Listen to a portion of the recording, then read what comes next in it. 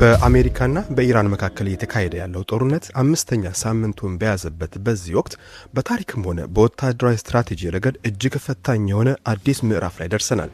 ትናንት በኢራን ግዛት ላይ የተከሰከሰችው የአሜሪካ F-15 የጦር አውሮፕላን አሜሪካ በዚህ ግጭት ውስጥ ለመጀመሪያ ጊዜ በኢራን ጥቃት ያጣችው ተዋጊ አውሮፕላን መሆኗ ተረጋግጧል። አብራሪው በአሜሪካ ልዩ ኃይሎች ቢታደግም የጦር መሳሪያ ስርዓት መኮንን የሆነው ሁለተኛው አብራሪ እስካሁን ባለመገኘቱ ጉዳዩን ከወታደራዊ ክስተትነት ባለፈ ትልቅ የፖለቲካ ቁማር አድርጎታል።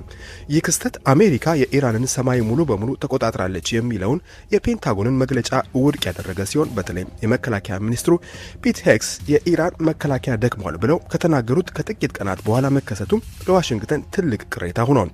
የፈጣኑ F-15 መመታት ኢራን አሁንም ቢሆን ያልተጠበቀ ጥቃት የማድረስ አቅም እንዳላት በተግባር አሳይቷል። አሁን ላይ ትልቁ ትኩረት በጠፋው አሜሪካዊ መኮንን ላይ ነው። አሜሪካዊው መኮንን በምድር ላይ ተደብቆ በህይወት ለመቆየት እየጣረ ባለበት በዚህ ሰዓት የአሜሪካ ልዩ የፍለጋና የማዳን ቡድኖች ከኢራን የታጠቁ ዜጎች ጋር እሽቅድድም ውስጥ ገብተዋል። በኢራን በኩል አብራሪውን በህይወት ለያዘ ሰው የተቆረጠው $66100 ሽልማት ፍለጋውን ወደ ሰው አደን ቀይሮታል። ወታደራዊ ስትራቴጂስቶች ይህንን ተልእኮ በዓለም ላይ እጅግ አደገኛ ተልእኮ ሲሉ ይጠሩታል። አሜሪካዊው መኮንን የሰለጠነበትን የመደበቅና የመትረፍ ጥበብ ተጠቅሞ እስኪታደጉት ድረስ መቆየት ይኖርበታል። ሆኖም በኢራን የማህበራዊ ሚዲያዎች ላይ የሚታዩት የታጠቁ ሲቪሎች እንቅስቃሴ አብራሪው በአሜሪካውያን እጅ ከመውደቁ በፊት የመማረክ እድሉ ሰፊ መሆኑን ይጠቁማሉ። የአብራሪው በኢራን መማረክ የሚያስከትለው መዘዝ ደግሞ ከጦር ሜዳው ባለፈ የሀገሪቱን የኃይል ሚዛን የሚቀይር ነው።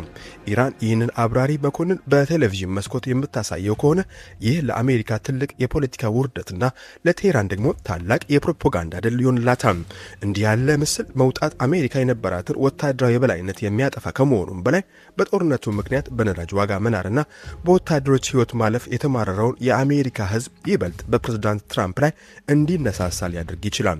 የትራምፕ አስተዳደር አሁንም ድርድሩ አይቆምም ቢልም አብራሪው ከተማረከ ግን ኢራን በድርድሩ ጠረጴዛ ላይ የምትይዘው ካርድ እጅግ ጠንካራ ይሆናል። ይህም አሜሪካን አሳልፋ እንድትሰጥ ወይም እንድትሸነፍ የሚያስገድድ ሁኔታ ሊፈጠር ይችላል።